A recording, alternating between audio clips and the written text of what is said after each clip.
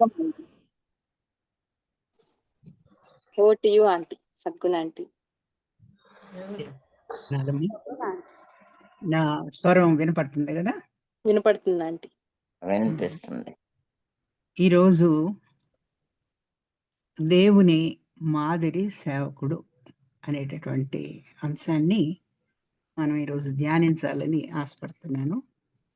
మరి బైబిల్ గ్రంథంలో పాత నిబంధన కాలంలో, నూతన నిబంధన కాలంలో కూడా అబద్ధ ప్రవక్తలు ఉన్నట్లుగా మనం చూస్తాం. మరి ముఖ్యంగా ప్రస్తుత కాలంలో అబద్ధ ప్రవక్తలు ఎక్కువగా ఉన్నటువంటి ఈ దినాల్లో వారు దేవుని బిడ్డల్ని తప్పుడు బోధలతో పెడదారిన పట్టిస్తున్నట్లుగా మనం చూస్తున్నాం.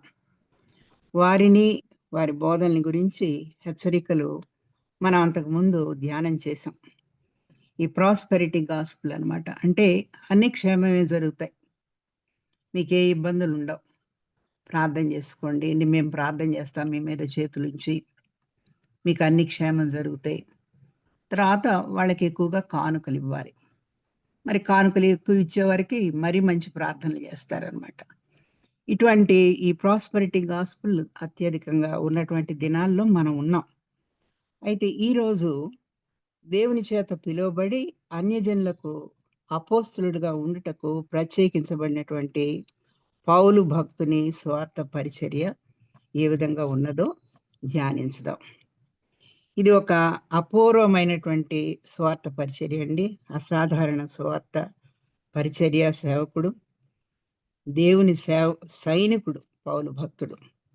మరి చిన్న ఆసియా, గలతీ, మాసిదోనియా, అకయ ప్రాంతాల్లో సంఘాలని స్థాపించి 3 సువార్త దండయాత్రల్లో మరి రోమా మహానగరంలో ఖైదులో ఉండగా కూడా విశ్వాసుల్ని బలపరుస్తూ వ్రాసినటువంటి లేఖలు ఉన్నాయి, దాదాపు 5 లేఖలు. సో తన లేఖల్లో యేసు ప్రభు దాసుడను అని పరిచయం చేసుకోవడం చూస్తాం. ఎంత ఆశ్చర్యం కదా, అద్భుతం కదా. ఈ విషయాన్ని మనం పౌలు గారి లేఖలన్నీ కూడా చాలా ఆ లెటర్ రైటింగ్కి ఒక సుప్రీం మోడల్ అనమాట. దాంట్లో పరిచయం ఉంటుంది, తర్వాత ప్రార్థన ఉంటుంది. ఆ విధంగా అన్ని పత్రికల్లో కూడా మనం గమనిస్తాం. సో రోమీలకు వ్రాసినటువంటి పత్రిక, ఫిలిప్పీలకు వ్రాసినటువంటి పత్రిక, తీతుకు రాసినటువంటి పత్రికల్లో తాను దేవుని దాసుడిని, యేసుక్రీస్తు దాసుడిని అని చెప్పి పరిచయం చేసుకోవడం చూస్తాం. ఎంత తగ్గింపుతోటి ఆ దేవుని దర్శనం అయిన తర్వాత తనలో ఉన్నటువంటి ఆ అతిశయం కానీ అన్ని సమస్తం కూడా వెళ్ళిపోయినాయి. వాటిని విడిచిపెట్టేసేసి ఒక నూతన సృష్టి అనమాట, ఒక నూతన సృష్టిగా మారినటువంటి భక్తుడు. ఆయనలో ఆ తగ్గింపు మనం చూస్తే ఆశ్చర్యంగా అనిపిస్తుంది. యేసు ప్రభు పౌలు భక్తుడిని ప్రత్యేకంగా అన్యజనులకు స్వార్థ ప్రకటించడానికి ఏర్పాటు చేసుకున్నట్లు మనం అపోస్తుల కార్యాలు 9వ అధ్యాయంలో చూస్తాం. ఈ 9వ అధ్యాయంలో 15వ వచనాన్ని చూసినట్లయితే, అననీయ ఇంట్లో మరి దమస్కు మార్గంలో వెళ్తూ ప్రభువుని సంధిస్తాడు పౌలు గారు. అవన్నీ మనందరికీ తెలిసినటువంటి విషయాలు కాబట్టి నేను ఎక్కువ వాటిల్లోకి వెళ్ళటం లేదు. ఆ దమస్కు మార్గంలో ప్రభు కనపడ్డ తర్వాత వెళ్ళమంటారు. వెళ్ళి నువ్వు యూదా అనే అతని ఇంటిలో ఉండమన్నప్పుడు యూదా ఇంట్లోకి నడిపించుకొని తీసుకొని వెళ్తారు తోటి అనుచరులు. తీసుకొని వెళ్ళి అక్కడ పెట్టినప్పుడు 3 దినాలు ప్రార్థనలో ఉంటాడు పౌలు. అప్పుడు దేవదేవుడు అననీయకు ప్రత్యక్షమై, నువ్వు వెళ్ళి మరి పౌలుని కలుసుకొని అతనితో మాట్లాడమని చెప్పారు. నేను అతన్ని ప్రత్యేకించుకున్నాను అన్యజనులకు స్వార్థ ప్రకటించడానికి. ముందు అననీయ భయపడతాడు. ప్రభా, మరి నీ అందు విశ్వాసం ఉంచినటువంటి వాళ్ళని చాలా హింసిస్తున్నాడు అని అంటే, లేదు వెళ్ళమని చెప్పి ప్రభు పంపించినప్పుడు మరి అననీయ వచ్చి పౌలుని సంధించినట్లుగా చూస్తున్నాం. అక్కడ యూదా ఇంటిలో ప్రార్థనలో ఉన్నటువంటి పౌల్ని అననీయ సంధించి మరి ప్రభువు చెప్పినటువంటి మాటలు అతనికి చెప్పడమే కాకుండా అతనికి బాప్తిసం ఇచ్చినట్లుగా చూస్తాం. అక్కడ కంటి నుండి పొరలు, తనకి దృష్టి కూడా పోతుంది ప్రభువుని చూసినప్పుడు.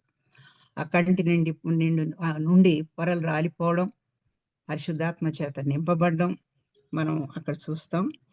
మరి అలాగే తర్వాత మళ్ళీ ప్రభు దర్శనాలు చాలా జరిగినాయి.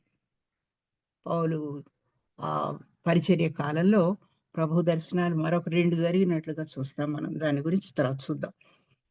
మరి పౌలు భక్తుడు తన పరిచర్య ఎక్కువ కాలం దాదాపు 3 సంవత్సరాలు ఎఫెసీ సంఘంలో గడిపినట్లుగా చూస్తాం.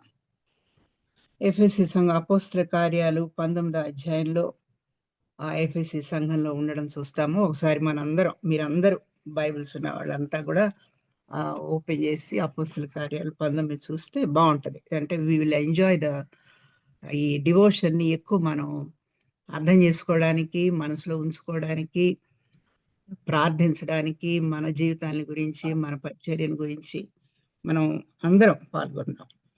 సో 19వ అధ్యాయంలో పౌలు గారు ఎఫెసీ సంఘంలో ఉన్నట్లుగా చూస్తాము.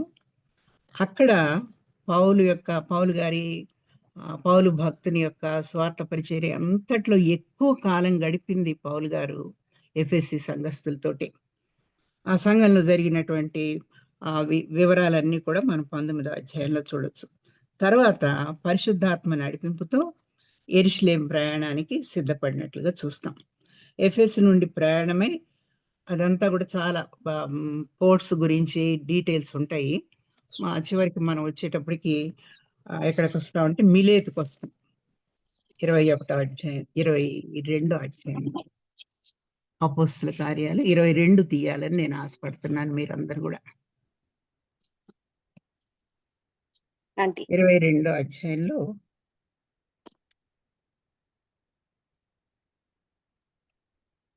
One minute.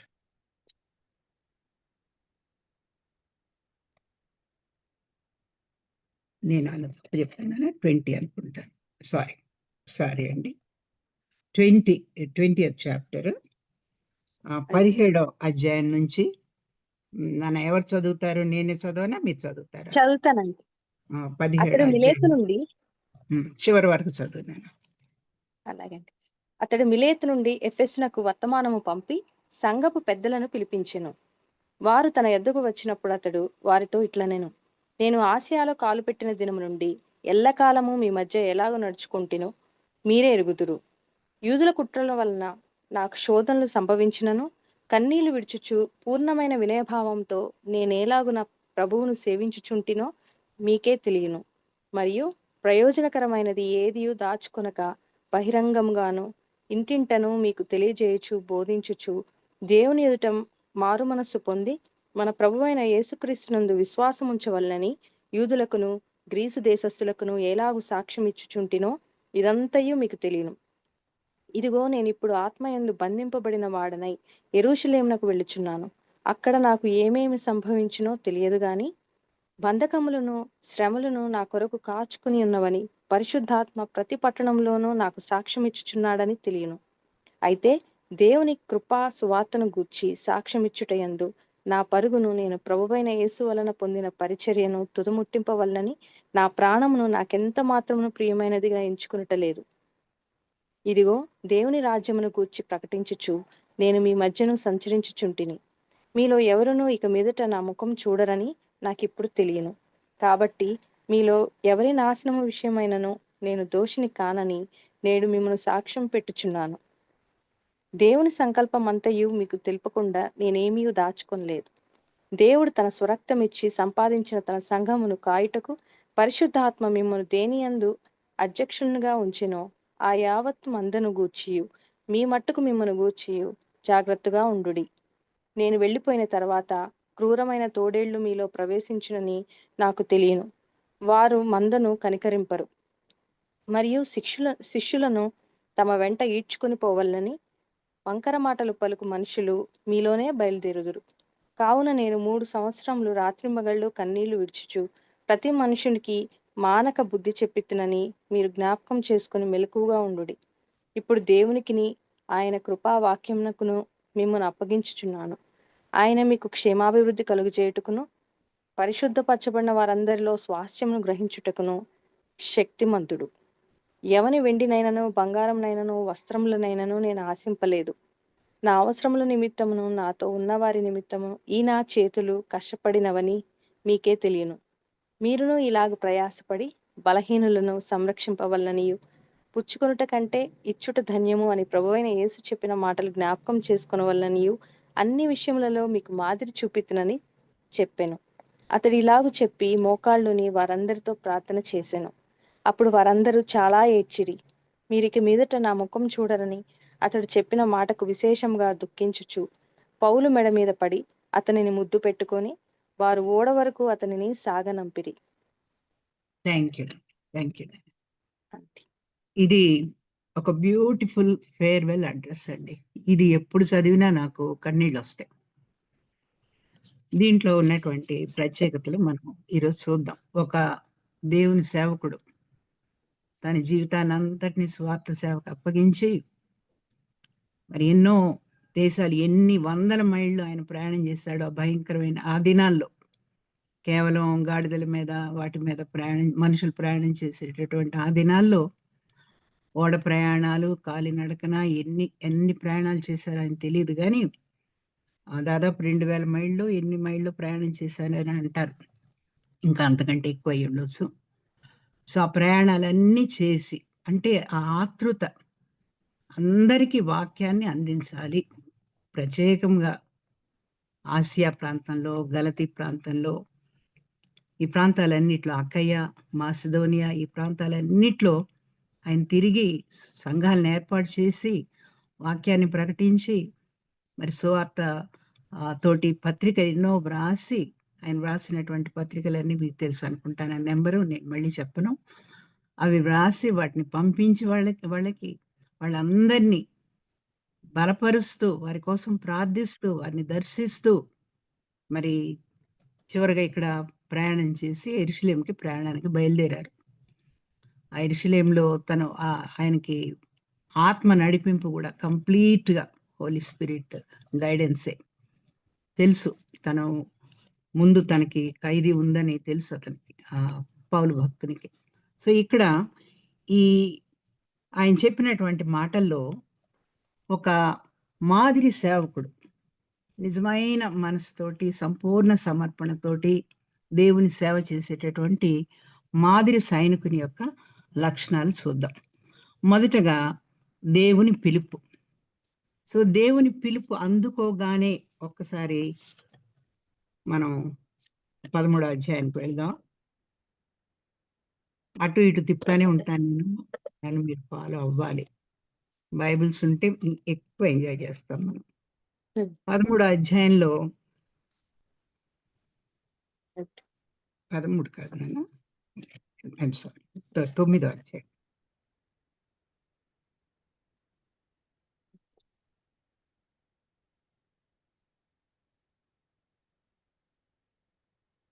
ప్రభు దర్శనం జరిగిన తర్వాత చివర్లో 18వ అధ్యాయంలో అప్పుడే అతని కన్నుల నుండి పొరల వంటివి రాలగా దృష్టి కలిగి లేచి బాప్తిస్మం పొందెను. తర్వాత ఆహారము పుచ్చుకుని బలపడెను.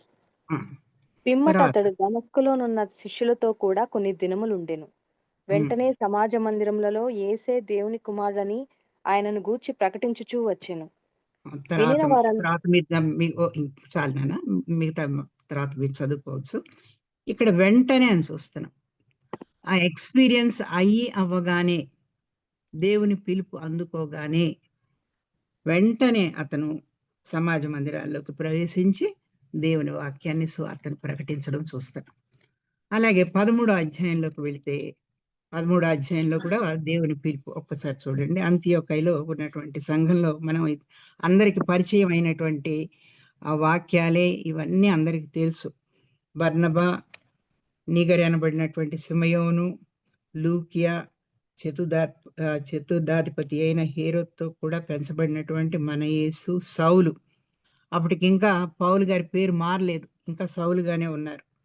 సౌలు అను ప్రవక్తలను, బోధకులను ఉండిరి. వాళ్ళు ప్రార్థన చేస్తున్నప్పుడు మరి పరిశుద్ధాత్మ అలానా వాళ్ళని నా సేవ కోసం పంపించమని చెప్పినట్లుగా మనం 3వ వచనంలో చూస్తాం. ఒకసారి చదువుతాను. నేను బర్నబాను, పరిశుద్ధాత్మ దేవుడు మాట్లాడుతున్నారు. నేను బర్నబాను సౌలును పిలిచిన పని కొరకు వారిని నాకు ప్రత్యేకపరచుడని వారితో చెప్పాను. సో ఈ విధంగా పరిశుద్ధాత్మ నడిపింపుతోటి మొదలైంది ఫస్ట్ మిషనరీ జర్నీ. ఈ ఫస్ట్ మిషనరీ జర్నీలో అంతియోకైకి వస్తారు వీళ్ళు.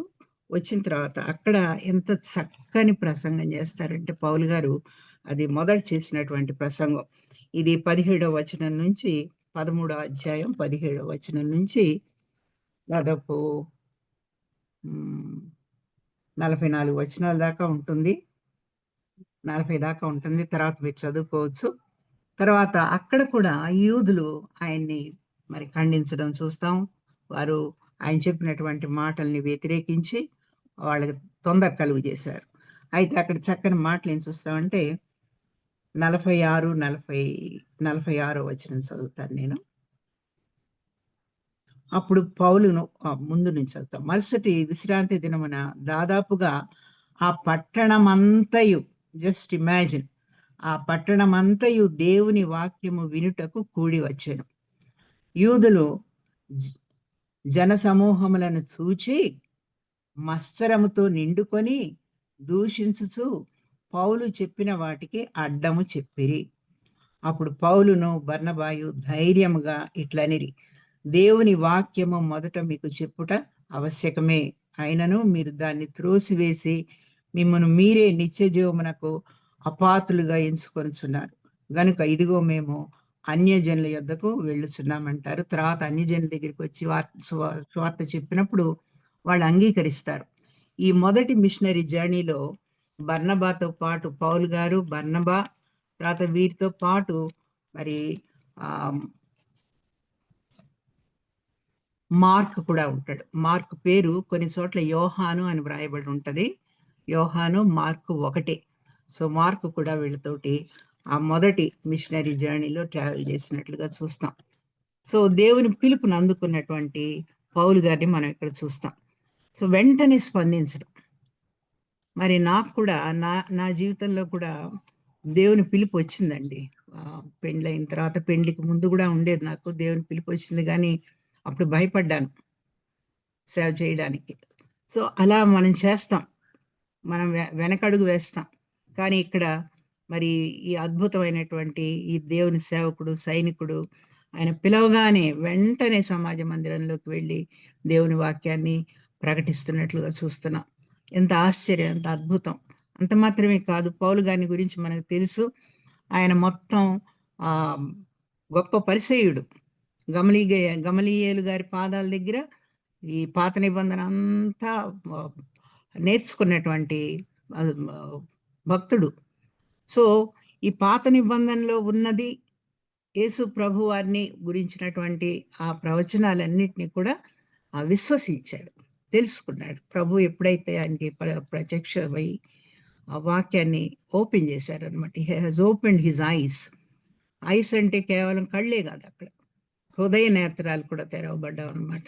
వాక్యంలో ఎవరిని గురించి మాట్లాడుతున్నారు? యెషయా గ్రంథంలో కానివ్వండి, ప్రవక్తల గ్రంథాల్లో కానివ్వండి, మరి ద్వితీయోపదేశ కాండంలో మోషే గారే 18వ అధ్యాయంలో 18వ వచనంలో 18:18లో నా వంటి ఒక ప్రవక్తను ప్రభు మీకోసం ఇస్తారని చెప్తారు.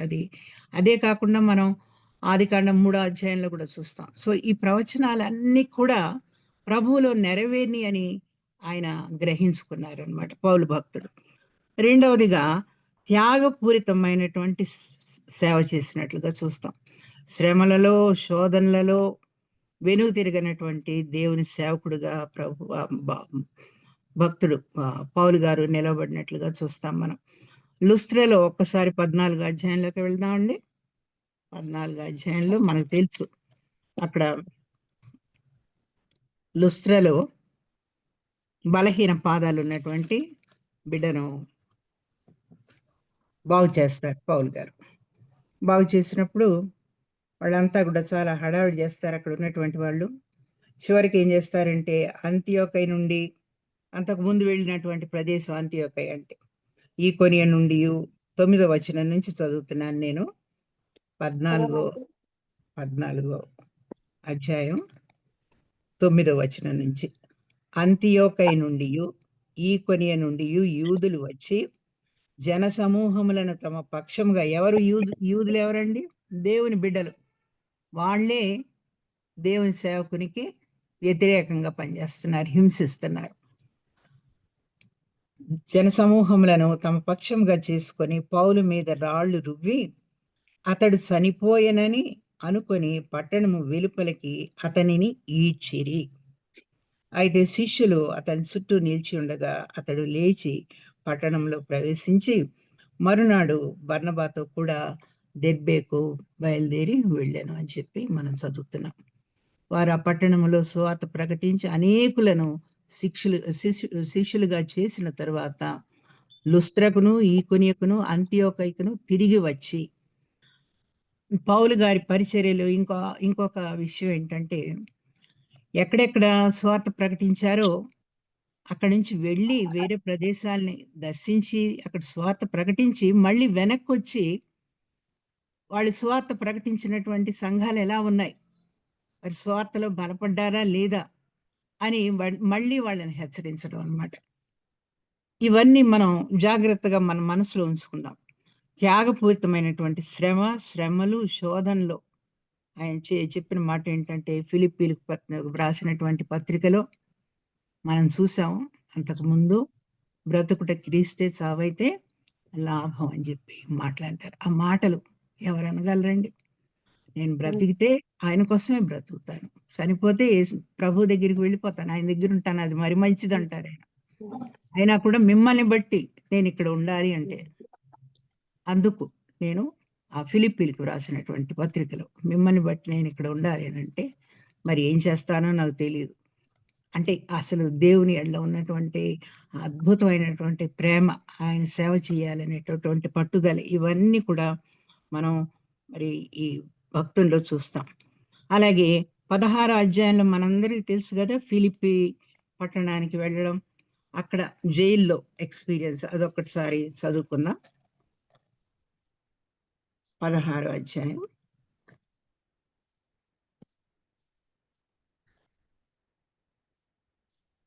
నాన్న 19వ వచనం నుంచి చదువురా. సారీ అండి.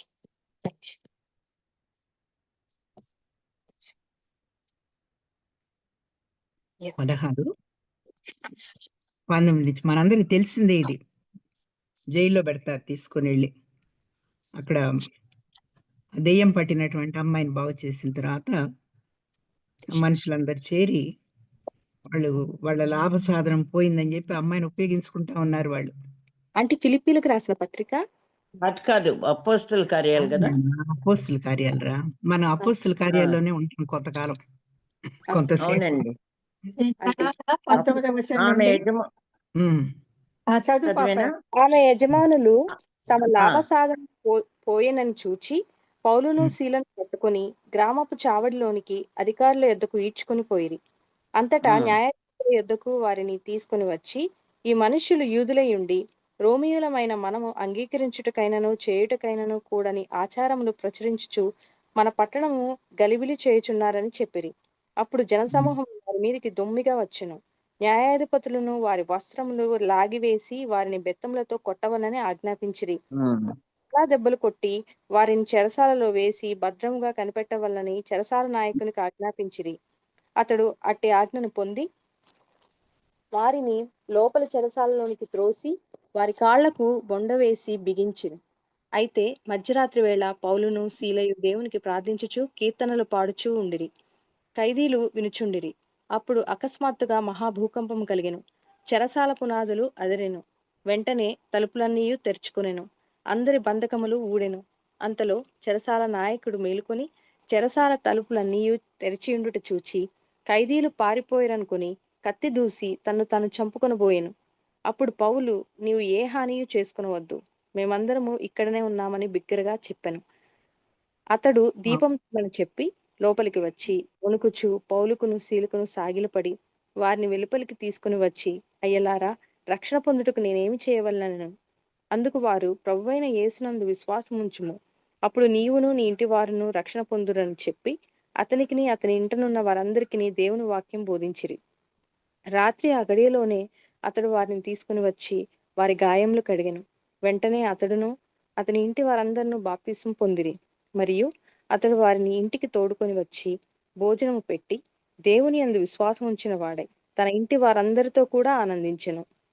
ఉదయమైన ఉదయమైనప్పుడు న్యాయాధిపతులు అక్కడితో ఆపుకుందాం.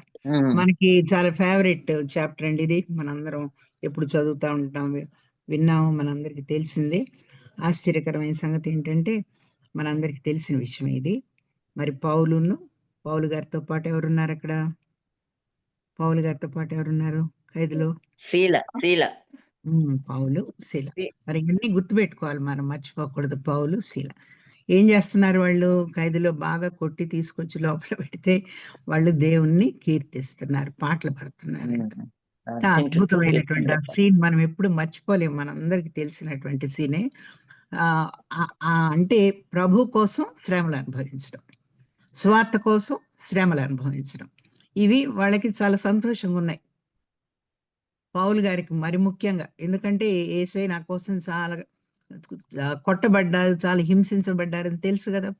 కాబట్టి చాలా సంతోషిస్తున్నారు, సంతోషంగా అక్కడ వారు పాటలు పాడుతున్నట్టు. అప్పుడు మరి పెద్ద భూకంపం రావడం, ఇవన్నీ ఇప్పుడు పాప చదివిని అని మనందరికీ తెలుసు.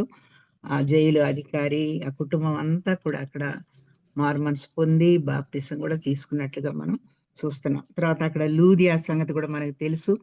ఆ లూదియా ఇంట్లో కూడా చిన్న సంఘం ఉన్నట్లుగా మనం చదువుకుంటూ ఉంటాం. అలా తర్వాత మరి కొరింథీ సంఘానికి వెళ్దాం. కొరింథీ సంఘంలో 1.5 సంవత్సరాలు ఉన్నట్లుగా చూస్తాం. 18వ అధ్యాయంలో కొరింథీ సంఘంలో 1.5 సంవత్సరం. ఇక్కడ కూడా మరి చాలా గొప్ప సేవ జరిగింది. మరి మనకు తెలుసు, కొరింథీ సంఘాన్ని పౌలు గారు చాలా ప్రేమించారు. మరి 1 కొరింథీలకు వ్రాసినటువంటి పత్రిక, 2 కొరింథీలకు వ్రాసినటువంటి పత్రిక మనం బాగా చదువుకుంటా ఉంటాం.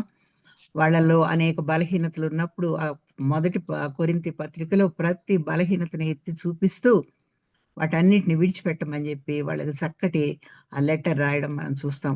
1 కొరింథీలు, అలాగే 2 కొరింథీలకి. అసలు యాక్చువల్గా పౌలు గారు కొరింథీ సంఘానికి 4 లెటర్స్ రాశారు. అయితే 2 లెటర్స్ మిస్ అయిపోయినాయి, 2 మాత్రమే మిగిలినాయి. కాబట్టి ఆ 2 పత్రికల గురించి మనం చూస్తాం. సో తను ఆ సంఘాల్లో వారితో పాటు ఉండడమే కాకుండా అక్కడి నుంచి వెళ్ళిన తర్వాత, అక్కడి నుంచి ఇంకో సంఘానికి, ఇంకో స్థలానికి వెళ్ళిన తర్వాత వెనక్కి తిరిగి ఆ సంఘంలో ఉన్నటువంటి వారు విశ్వాసంలో బలంగా ఉన్నారా లేరా, బలహీనలైపోతున్నారా, శోధనలో పడుతున్నారా, లేకపోతే వేరే వేరే బోధలు వింటున్నారా, వీటన్నిటిని గురించినటువంటి ఆ ఆందోళనతో, ఆ భారంతో వాళ్ళకి చక్కటి పత్రికలు వ్రాసి వాళ్ళకి పంపించేవారు అనమాట. ఇటువంటి పరిచర్య అంటే అసలు నిద్రపోయారా లేదా అనిపిస్తుంది నాకు. ఆయన ఎక్కడికి వెళ్ళినా తను స్థాపించినటువంటి సంఘాలని గురించినటువంటి భారం, అది వాళ్ళు ఆ మాట కూడా చెప్తారు. ఆ సంఘాలని గురించినటువంటి భారం కూడా నాకు దినదినం ఉంటుందని చెప్తారు ఈ సంఘాలకి వ్రాసినటువంటి లేఖల్లో. కాబట్టి అటువంటి త్యాగపూరితమైనటువంటి సేవ చేసినట్లుగా పౌలు గారు మనం చూస్తాం. తర్వాత ఇంకా అనేక సంఘాలని ఆయన దర్శించినట్లుగా చూస్తాం. చివరిగా కొరింథీ సంఘం నుంచి తెస్సలోనికి వచ్చారు. మనం తెస్సలోనిక పత్రికను గురించి చదువుకున్నప్పుడు, చెప్పుకున్నప్పుడు అక్కడ కూడా వాళ్ళంతా కూడా మెజారిటీ అందరూ కూడా ఈ సంఘాలన్నింటిలో కూడా వాళ్ళు అన్యులే, యూదులు కాదు. ఈ అన్యులు ఏ విధంగా తెస్సలోనిక సంఘానికి చెందినటువంటి అన్యులు ఆ దేవుని సువార్తని ఎలా అంగీకరించారో, అనేక హింసల్లో, శ్రమల్లో వాళ్ళు అంగీకరించి ఆ విశ్వాసంలో బలపడి, ఈ సంఘాన్ని గురించి మనం చెప్పుకున్నాం కదా అంతకుముందు, వీళ్ళే దేవుని రాకడకై ఎదురు చూస్తున్నటువంటి సంఘం అనమాట. అప్పుడు పౌలు గారు ఆ ఇంపార్టెంట్ మెసేజ్ మనకు తెలుసు, ర్యాప్చర్ని గురించినటువంటి, మధ్యాకాశంలోకి ప్రభు రావడాన్ని గురించినటువంటి ఆ చక్కని ఆ విషయాల్ని మనకి ఈ కొరింథీ సంఘం కాదు, తెస్సలోనిక సంఘానికి చెప్పినట్లుగా మనం చూస్తాం. అది తెస్సలోనికలకు వ్రాసినటువంటి మొదటి పత్రికలో 4వ అధ్యాయంలో చివరి భాగంలో చూస్తాం ర్యాప్చర్ని గురించి. అది అక్కడ మాత్రమే మనం ర్యాప్చర్ని గురించి చూస్తామండి బైబిల్ గ్రంథంలో. ర్యాప్చర్ అంటే మధ్యాకాశంలోకి ప్రభువు వచ్చి తన యందు విశ్వాసం ఉన్నటువంటి వారిని తీసుకొని పోవడం. ర్యాప్చర్‌ని గురించి అక్కడ చూస్తాం. తర్వాత యోహాను సువార్తలో ప్రభువే తన మాటల్లోనే 14వ అధ్యాయంలో 1-3 వచనాల్లో మీరు కలవరపడవద్దు. ప్రభువునందు విశ్వాసం ఉంచుతున్నారు కదా! నా దేవుని యందును విశ్వాసం ఉంచండి అని చెప్పి నా ఆ చక్కని తండ్రి మాట చెప్తారు. నేను